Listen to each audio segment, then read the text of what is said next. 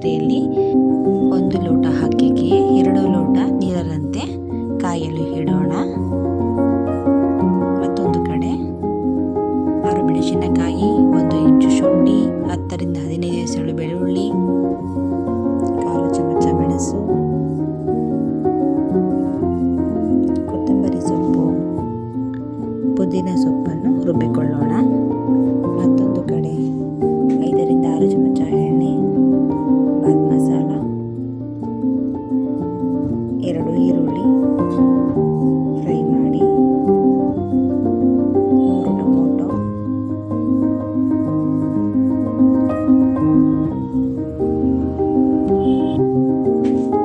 Capsicum ಅರ್ಧ ಬಟ್ಟಲು,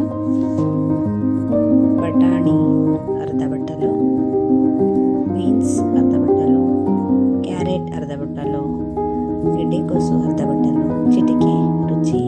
ಚೆನ್ನಾಗಿ ಮಿಕ್ಸ್ ಕೊಡಿ. ರುಬ್ಬಿಕೊಂಡಂಥ ಮಸಾಲೆಯನ್ನು ಸೇರಿಸಿ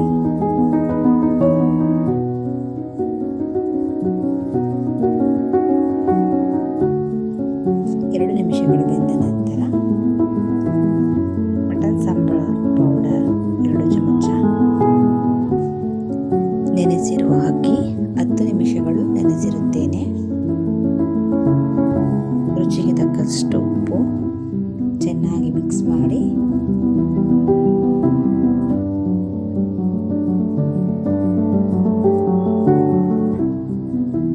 ಕಾಯಿಸಿರುವ ನೀರನ್ನು ಸೇರಿಸೋಣ.